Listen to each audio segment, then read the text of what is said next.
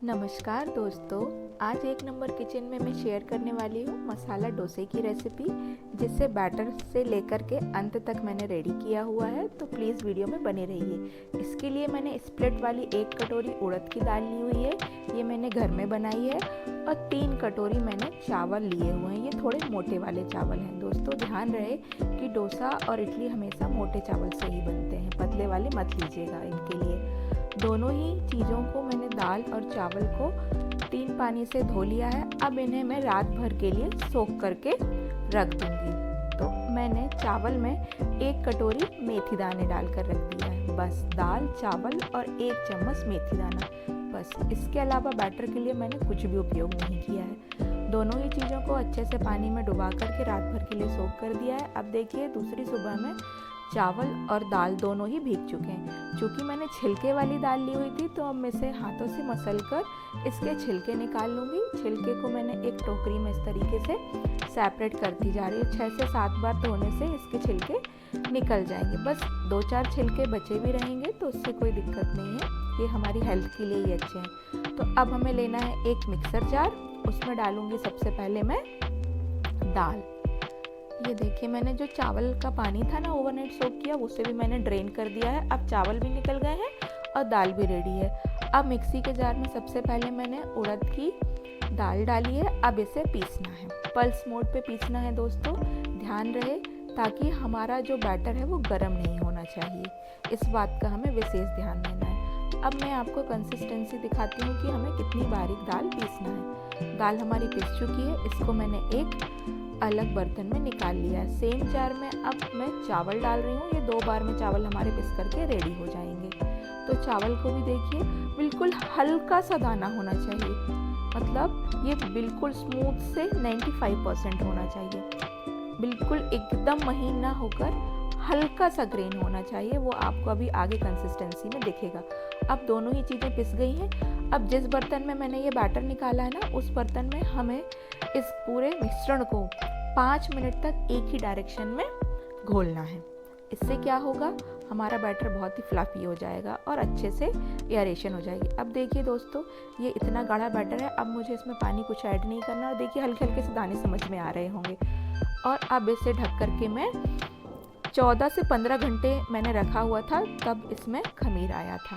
अब सांभर की तैयारी कर लेते हैं, क्योंकि बैटर हमारा रेडी हो चुका है। तो सांभर के लिए मैंने कुछ सब्जियां ली हुई हैं। आप अपनी पसंद के अकॉर्डिंग कोई भी सब्जियां ले सकते हैं। मैंने लौकी ली है, 1 पीस लौकी। कद्दू जो दिखाया था उसमें से 1 टुकड़ा मैंने कद्दू कट कर लिया है। और 1 पूरा गाजर लिया है। लगभग ये 100 ग्राम के लगभग गाजर होगा हमारा।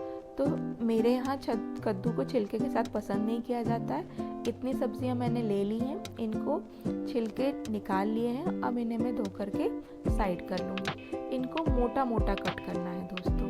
ये देखिए, इस तरीके से लौकी के भी बड़े बड़े टुकड़े, गाजर के भी बड़े बड़े टुकड़े और कद्दू के भी बड़े बड़े टुकड़े करके ये 1 प्लेट भर के सब्जियां इकट्ठी कर ली हैं। साइड में मैंने 3 से 4 घंटे के लिए 1 कटोरी तुअर की दाल को सोख करके रख दिया था। अब उसमें कुकर में दाल डाली, सारी सब्जियां डाली, आधी छोटी चम्मच हल्दी और 1 चम्मच नमक डालकर 2 गिलास पानी डालकर चम्मच से हिला करके 2 विसल आने तक पकाना है। वो इसलिए क्योंकि दाल काफ़ी टाइम तक भीगी हुई थी ना, इसलिए 2 विसल में पक जाएगी। अब आती है चटनी की बारी, तो चटनी रेडी कर लेते हैं। मैंने इसके लिए मूंगफली की चटनी बनाई थी। 1 कटोरी मैंने कच्ची मूंगफली ली हुई है। अब चटनी बनाने के लिए मैंने मूंगफली को हल्का सा 5 मिनट तक लो फ्लेम पर रोस्ट कर लिया है। अब चटनी बनाने के लिए मैंने कुछ लिया है, ढेर सारा हरा धनिया, कड़ी पत्ता, 1 इंच अदरक का टुकड़ा, 3 हरी मिर्च, 5-6 लहसुन और छाछ लिया हुआ है, जो मैं घर पे बनाती हूँ वही। आप इसकी जगह दही भी डाल सकते हैं या फिर नींबू या इमली का पल्प। इन सारी चीज़ों को डालकर सबसे पहले मूंगफली डाली हुई थी मैंने, उसमें से 2 चम्मच मैंने मूंगफली को पीस करके अलग कर लिया, जिसका उपयोग मैं आगे करूँगी, वो मैं आपको आगे वीडियो में दिखाऊंगी। सारी ये चीज़ों को अच्छे से मिक्स कर लेना है और मिक्सर जार में पीस लेना है। अपनी टेस्ट के हिसाब से कंसिस्टेंसी एडजस्ट करना है चटनी की। और चटनी में एक तड़का लगा देना है राई, जीरे और कड़ी पत्ते का। अब हम आलू की स्टफिंग तैयार कर लेते हैं, जो कि हमें डोसों के अंदर फिल करना है। तो इसके लिए मैंने एक कढ़ाई ली, कढ़ाई में 2 चम्मच ऑयल डाल के जीरा और राई डाला है, फिर उसमें मिर्च डाल दी है, 1 इंच अदरक को कद्दूकस करके डाला है। अब इन सब चीज़ों को 1 मिनट तक भूनना है और 1 कड़ी पत्ता की पूरा डंठल उसमें उसके पत्ते निकाल करके इसमें ऐड कर दिए हैं। अब इसके बाद इसमें जाएगा 1 प्याज जिसे मैंने कट करके रख लिया था, उस प्याज को उसमें शामिल कर देंगे और आधी कटोरी मैंने हरे ताज़े वाले मटर लिए हैं, वो भी प्याज के साथ ऐड कर देंगे। मैंने 7 से 8 आलू को पहले से बॉईल करके रख लिया था, अब उनको मैश कर लेना है रफली।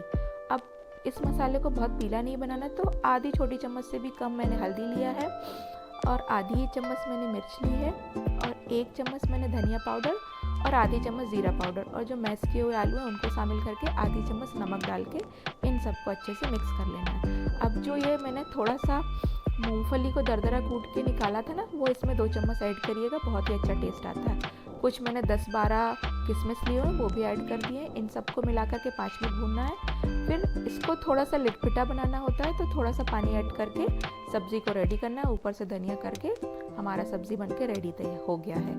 अब सब्ज़ी भी तैयार है, चटनी भी तैयार है। अब दाल जो हमने पकाई थी ना 2 विसल के लिए, उसको कुकर खोलकर चेक कर लेते हैं कि दाल पककर तैयार। देखिए बिल्कुल अच्छी कंसिस्टेंसी हो गई है। अब मैंने साइड में थोड़ी सी लगभग 50 ग्राम के करीब सूखी वाली ये इमली थी, इनको भिगो करके रख दिया था 2 घंटे के लिए, तो अच्छे से फूल गई हैं। अब इनको मसल करके छान लेंगे, तो इससे जो सारा पल्प होगा ना वो अलग हो जाएगा और जो इसके रेसिड्यू होंगे वो अलग हो जाएंगे, तो उसको मैं डिस्कार्ड कर दूंगी और पल्प हमें सांभर में यूज़ करूँगी। अब सांभर की तैयारी कर लेते हैं। तो सेम कढ़ाई को मैंने वापस से 2 चम्मच तेल डाला है, उसमें जाएगा राई और जीरा और ये साबुत वाले धनिए, ये बहुत ही इम्पॉर्टेंट है, इससे टेस्ट बहुत अच्छा आता है। अदरक और लहसुन को कद्दूकस कर लिया था, 3 लाल मिर्चें ली हुई उनको डाला है और 4 से 5 हरी मिर्चों को बीच से स्प्लिट करके डाल दिया है। 1 चुटकी हींग डाल करके इनको अच्छे से मिक्स कर लेना है। फिर इसमें जाएगा 1 चम्मच प्याज। इसमें प्याज को ना बहुत ज़्यादा भूनना नहीं है, ऐसे ही ये प्याज का टेस्ट बहुत ही अच्छा आता है, ये हल्की हल्की मीठी मीठी लगती है। ऊपर से जाएगा थोड़ा सा कड़ी पत्ता और 2 टमाटर को मैंने रफली 8 टुकड़ों में कट कर लिया था, वो इसी तरीके से बड़े बड़े खड़े खड़े अच्छे लगते हैं। अब जाएंगे कुछ बेसिक से मसाले। मैंने इसमें 2 चम्मच सांभर पाउडर लिया है, नमक हम ऑलरेडी डाल चुके थे तो थोड़ा सा डाला और थोड़ी सी ही लाल मिर्च डाली और जो ये इमली का पल्प निकाला था ना, अब उसे भी ऐड कर देंगे। इन सबको अच्छे से मिला लेंगे। ऊपर से डालेंगे आधी चम्मच कश्मीरी लाल मिर्च, इससे कलर बहुत अच्छा आता है। अब इस सारे तड़के को मैंने कुकर में ही ऐड कर दिया है। साइड में मैंने गर्म पानी करके रखा था, जब भी आप सांभर बनाएं तो उसमें गर्म पानी ऐड करें ताकि टेम्परेचर लूज ना हो और इसका टेस्ट ना खराब हो। पानी डाल करके मैंने कढ़ाई को भी रिंस करके कुकर में ही ऐड कर दिया। बस अब सांभर को अच्छे से 10 मिनट तक खदकाना है हमें, ताकि इसका टेस्ट अच्छा आ जाए। अब सारे मसाले तो डल चुके हैं, तो इसमें अब खट्टे मीठे स्वाद के लिए मैंने 1 गांठ लगभग गुड़ की डाली है, तो गुड़ ऐड कर दिया है। और अब सांभर को पकने के लिए छोड़ दीजिए आप 8 से 10 मिनट के लिए। अब मैं आपका बैटर चेक कराती हूँ कि बैटर हमारा कितना बढ़िया फ्लफी बनकर के रेडी हुआ। देखिए इसका टेक्सचर आप खुद ही देख सकते हैं कि कितना बढ़िया खमीर आया है इसमें। ये देखिए सारा बैटर 1 नंबर खमीर से उठा हुआ है और कितना गाढ़ा है। अब सारे बैटर को नीचे से ऊपर हिला लेंगे। मुझे जितना यूज़ करना है उतना मैंने ले लिया है और बाकी मैंने साइड में रख दिया है। अब इस बैटर से मुझे डोसे तैयार करने हैं, तो डोसे के हिसाब से मैं कंसिस्टेंसी एडजस्ट कर लूँगी। डोसे की कंसिस्टेंसी इतनी होना चाहिए कि चम्मच हमारी पूरी तरीके से पोर हो जानी चाहिए, उसमें हम उंगली लगाएं तो उंगली का निशान आ जाना चाहिए। अब इस बैटर में मैंने डाला नमक और अब ये बैटर जो है वो डोसे बनाने के लिए बिल्कुल रेडी है। अब देखिए सब्जी तैयार है, चटनी तैयार है, सांभर तैयार है और डोसा बैटर भी।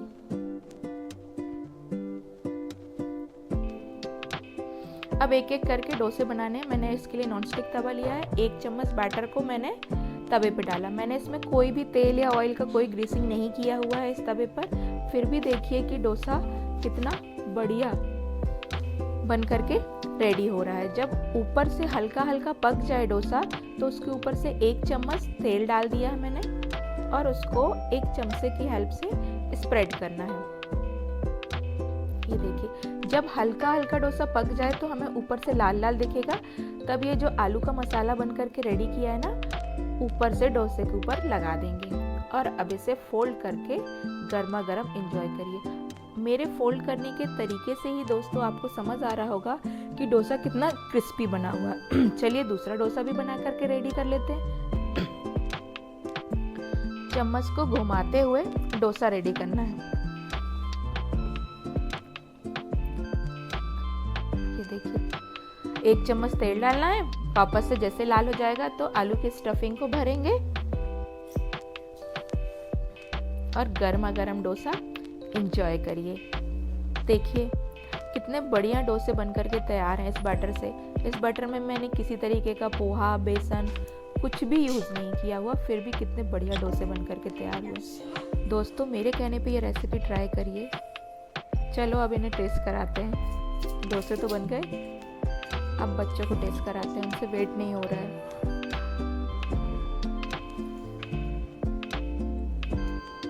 बहुत टेस्टी है, एक नंबर। बहुत टेस्टी है, एक नंबर।